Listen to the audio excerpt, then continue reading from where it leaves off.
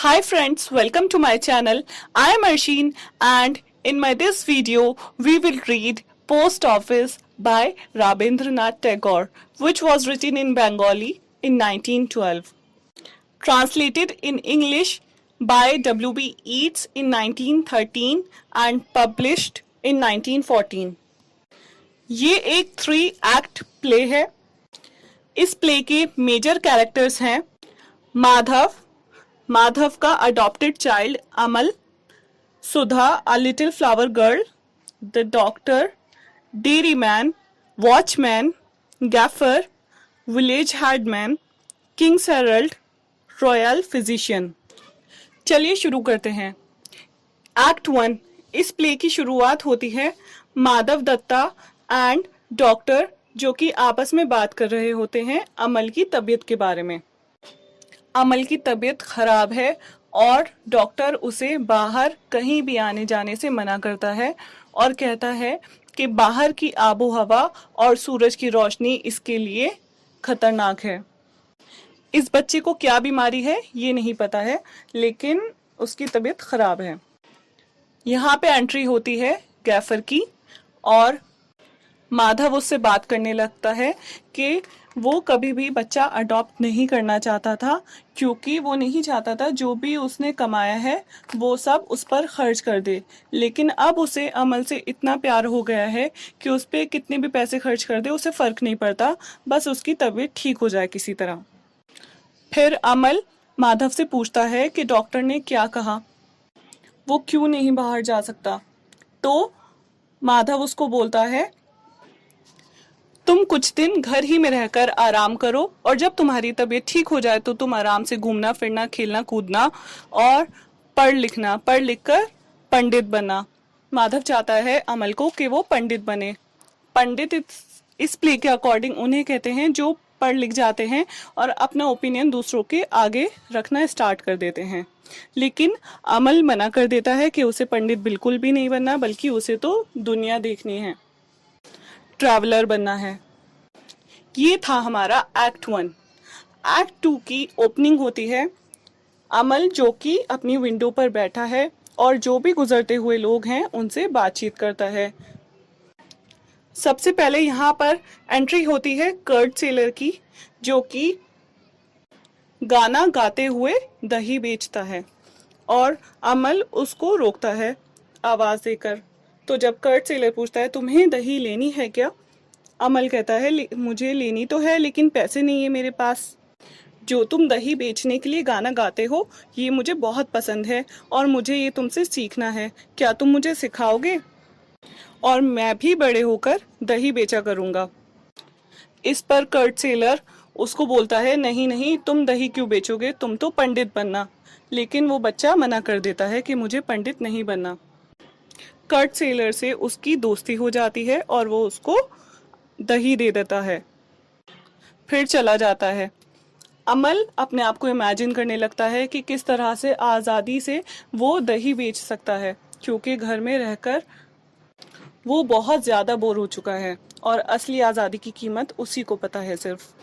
Next entry होती है यहाँ पर वॉचमैन की, जिसके हाथ में घंटा है और वो घंटा बजा के लोगों को टाइम बताता है।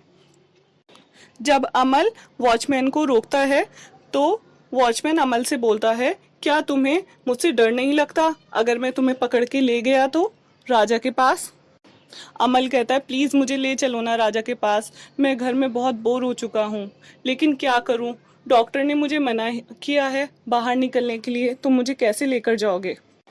मुझे तुम्हारे घंटे की आवाज़ बहुत ही अच्छी लगती है। वॉचमैन कहता है time waits for none but goes on for ever. Amal उससे पूछता है कि ये जो सामने बिल्डिंग है ये क्या है, यहाँ से लोग आते जाते तो दिखते हैं लेकिन मैं समझ ही नहीं पा रहा हूँ ये बिल्डिंग आखिर है क्या। तो वॉचमैन बोलता है ये पोस्ट ऑफिस है, पोस्ट ऑफिस में लेटर्स आते हैं राजा के, एक दिन तुम्हें भी लेटर आएगा राजा का। इसी दौरान डॉक्टर भी उस बच्चे से मिलने आया हुआ होता है। वो डॉक्टर एक अच्छा डॉक्टर नहीं है, सिर्फ अपना किताबी ज्ञान उस बच्चे के ऊपर आजमा रहा है। एक्सपीरियंस इसे ना के बराबर है और इसका मानना है कि जितनी तकलीफ अमल को होगी उतना ही अच्छा रिजल्ट आएगा। बहुत कड़वी कड़वी दवाइयाँ देता है अमल को पीने के लिए। इसी दौरान यहाँ पे एंट्री होती है हेड मास्टर की, जिसे देखते ही सब भागने लगते हैं। वॉचमैन जो अमल से बातें कर रहा था वो भी जल्दी से जाने लगता है, क्योंकि उसे डर है हेड मास्टर देखेगा तो राजा से शिकायत कर देगा कि मैं यहाँ पर काम छोड़कर अमल से बातें कर रहा हूँ। और जो डॉक्टर माधव से बातें कर रहा था अमल की तबीयत के बारे में, उसको दवाइयाँ देने ही जा रहा था, लेकिन जैसे ही वो हेडमास्टर की आवाज़ सुनता है वो बिना दवाइयाँ दिए ही भाग जाता है वहाँ से कि दवाइयाँ तुम आके ले लेना। यहाँ अमल अपने आप को इमेजिन कर रहा है कि उसे राजा के यहाँ से एक ना एक दिन खत ज़रूर आएगा, लेकिन उसे पढ़ना तो आता ही नहीं है। चलो मैं किसी और से पढ़वा लूँगा। इतने में जब वो हेडमास्टर को देखता है तो उनको आवाज़ देता है कि हेडमास्टर जी प्लीज़ राजा को मेरा नाम और एड्रेस दे देना, ताकि राजा के पोस्टमैन को मेरा एड्रेस ढूंढने में कोई परेशानी ना हो। हेडमास्टर मजाक उड़ाता है अमल का।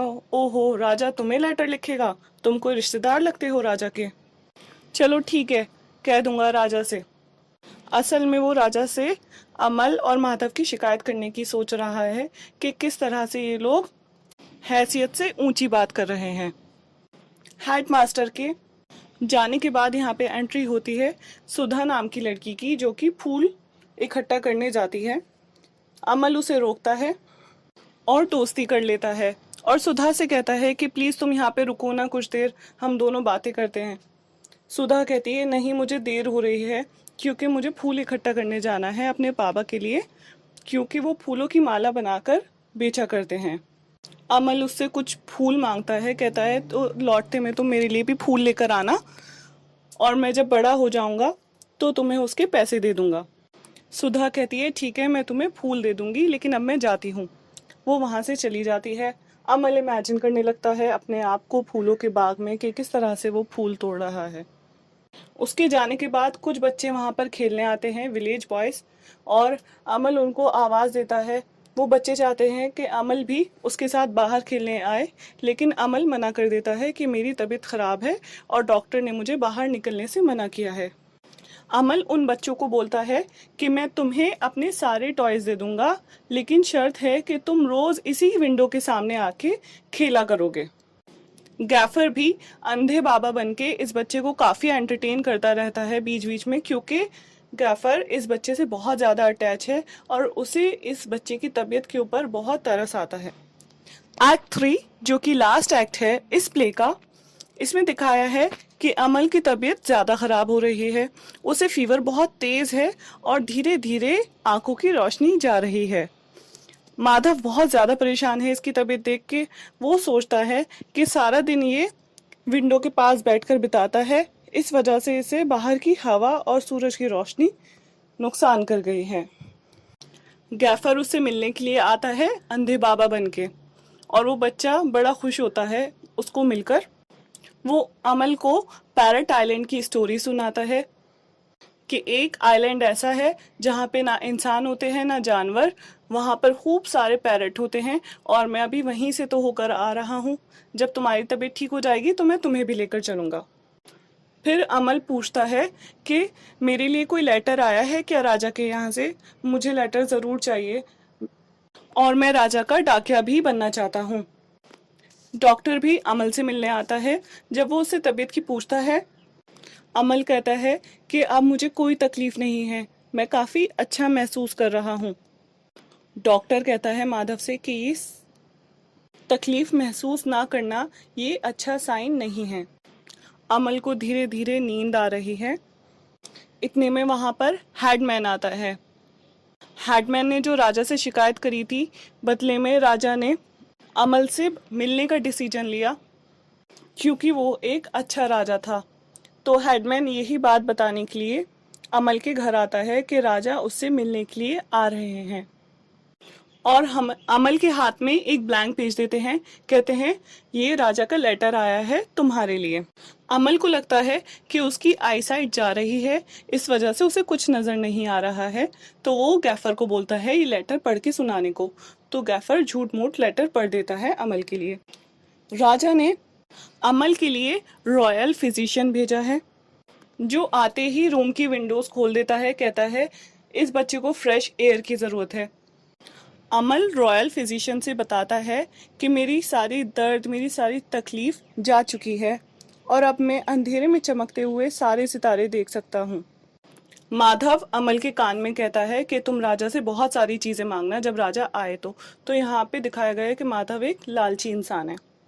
यहाँ पर किंग्स हेरल्ड आता है और बोलता है कि राजा मिडनाइट में अमल से मिलने के लिए आएंगे, तो तुम लोग राजा के लिए अच्छा सा खाना बनाकर रखना। रॉयल फिजिशियन है, वो कहता है कि उसकी कोई ज़रूरत नहीं है और वो सबको खामोश होने के लिए बोलता है। अमल को नींद आ रही है और उसके बराबर में बैठ जाता है, लाइट्स ऑफ कर देता है। लाइट्स मतलब लैम्प जो होते थे उस टाइम पे, उन्हें बुझा देता है। गैफर बहुत अफसोस में बैठा हुआ है।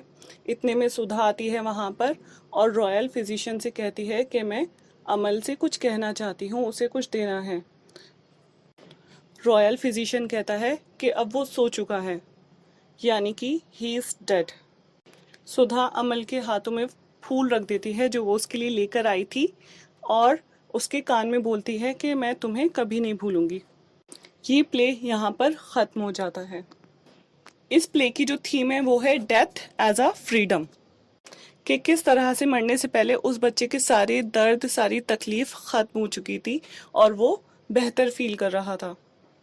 अगर आप लोगों को मेरी वीडियो पसंद आई है तो लाइक ज़रूर करें। Thank you.